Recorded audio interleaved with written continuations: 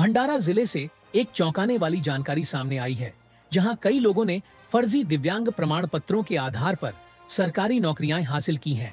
कुछ ने इन प्रमाण पत्रों का उपयोग पदोन्नति और तबादले में छूट पाने के लिए भी किया है। इससे असली दिव्यांगों के अधिकारों का हनन हो रहा है। भंडारा जिले में फर्जी दिव्यांग प्रमाण पत्रों के सहारे सरकारी नौकरी पाने वालों की संख्या बढ़ती जा रही है। कई असली दिव्यांग उम्मीदवारों को इसके चलते अवसरों से वंचित रहना पड़ा है। जब इस विषय पर शिकायत हुई, तब प्रशासन हरकत में आया। सामाजिक कार्यकर्ता विजय क्षीरसागर ने आरटीआई के माध्यम से जानकारी जुटाकर इस फर्जीवाड़े का खुलासा किया। जिलाधिकारी कार्यालय से प्राप्त सूची में कई नामों पर संदेह जताया गया, जिनकी पुनः जांच की मांग की गई। उप जिलाधिकारी स्मिता बेलपत्रे ने जिला शल्य चिकित्सक को पत्र लिखकर इन संदिग्ध मामलों की जांच करवाने के निर्देश दिए, लेकिन इसे नजरअंदाज किया गया। अगस्त 2023 में राज्य के मुख्य सचिव, विभागीय आयुक्त, पालक मंत्री और जिलाधिकारी को प्रमाण सहित निवेदन देकर इन फर्जी दिव्यांगों की मेडिकल जांच नागपुर मेडिकल बोर्ड से कराने की मांग की गई थी। साथ ही यूडीआईडी कार्ड को अद्यतित करने की भी आवश्यकता जताई गई थी। भंडारा जिल्हा महसूल प्रशासनामधील भंडारा तहसील कार्यालय अंतर्गत बोगस अपंग असल्याची माहिती असल्याने मी माहिती अधिकार लावला होता। त्या माहिती अधिकारामध्ये मला 6 बोगस अपंग संशयित असल्याचा एक संशय बळावला होता।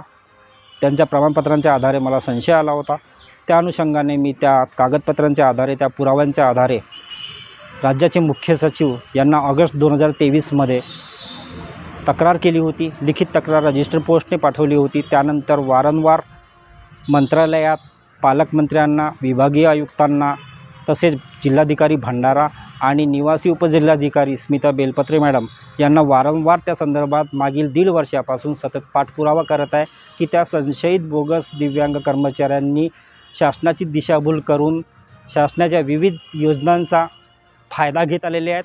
आणि सर्वात मोठी आश्चर्याची बाब म्हणजे या संशयित संदेहास्पद कर्मचाऱ्यांनी 2015 पासून हस्तलिखित प्रमाणपत्रांच्या आधारे शासनाची दिशाभूल करून आजपर्यंत कुठल्याही प्रकारचे ऑनलाईन कार्ड बनवले नव्हते, यूडीआयडी कार्ड देखील बनवले नव्हते, अद्ययावत केलेले नव्हते। त्या कारणाने मी तक्रारीमध्ये यांची वैद्यकीय पुनर्तपासणी वैद्यकीय मेडिकल बोर्ड नागपूर यांच्यामार्फत करण्याची व त्यांची यूडीआयडी नवीन अद्ययावत करण्याची मागणी केली होती।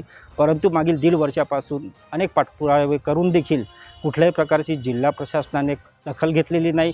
वारंवार पत्रव्यवहार पाठवून वरिष्ठांनी त्या संशयित कर्मचाऱ्यांनी 1.5 वर्षापासून वेळकाढूपणा केला। याचा अर्थ असा आहे की या संशयित कर्मचाऱ्यांमध्ये पूर्णपणे बोगस कर्मचारी असल्याचा संशय निर्माण झालेला आहे आणि त्यांना पाठराखण होत आहे। हे चक्क शासनाची दिशाभूल करत आहेत आणि शासनाची फसवणूक करीत असल्यामुळे यांच्यावर तात्काळ कारवाई करण्यात यावी आणि कारवाई अंती हे जर दोषी आढळल्यास यांच्यावर फौजदारी गुन्हा दाखल करण्यात यावा। यांच्याकडे जेवढ्या वर्षाची सर्व्हिस आहे त्यांच्याकडून नोकरीचा मोबदला परत मागण्यात यावा आणि कायदेशीर कारवाई करण्यात यावी, अशी माझी मागणी आहे। नाही, ज्यांची तक्रार झालेली आहे त्या तक्रारीचे जे डिपार्टमेंटने आम्हाला पाठवलेले आहे त्यांचे चेकिंग चालू आहे। पूर्वी काय होतं की पूर्वी मॅन्युअली सर्टिफिकेट बनत होते आणि आता यूडीआयडी बनलेलं आहे। त्याचं सॉफ्टवेअर आहे, ते सॉफ्टवेअरमध्ये जे स्कॅनमध्ये पर्सेंटेज येईल त्याच्या हिशोबाने सर्टिफिकेट बनते। पूर्वी जे मॅन्युअल आहे त्या डिपार्टमेंटवाल्यांनी आमच्याकडे समजा पाठवली, याचं यूडीआयडी कार्ड बनवून सर्टिफिकेट देण्यात यावे, रिन्युअल करून देण्यात यावे किंवा दुसरी सर्टिफिकेट देण्यात यावे। असं आलं तर आम्ही त्यांना चेक करतो आणि त्यांना चेक करून जेवढे पर्सेंटेज येईल तेवढे पर्सेंटेज आम्ही देतो।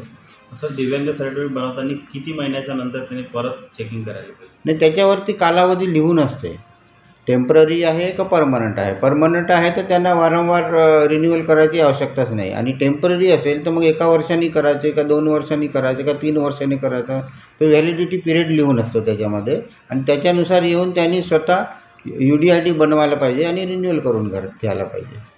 सरकारी सेवा में कार्यरत कुछ कर्मचारी पिछले 15 वर्षों से केवल हस्तलिखित प्रमाण पत्रों के आधार पर कार्यरत हैं। कई लोगों ने अब तक वैध ऑनलाइन पहचान पत्र या वैश्विक दिव्यांग पहचान पत्र यूडीआईडी नहीं बनवाया है। जब पत्रकारों ने इस विषय में जिलाधिकारी से बात की तो उन्होंने उल्टा पत्रकारों से कहा कि आप लिखित शिकायत दें, तब मैं जांच करूंगा। उन्होंने कैमरे के सामने कुछ भी कहने से इनकार कर दिया। यह सवाल उठना स्वाभाविक है कि क्या प्रशासन ही इन फर्जी दिव्यांग कर्मचारियों को संरक्षण दे रहा है। असली दिव्यांग उम्मीदवारों के साथ हुए इस अन्याय को देखते हुए दोषियों पर फौजदारी मुकदमा दर्ज कर सख्त कार्रवाई की मांग उठ रही है।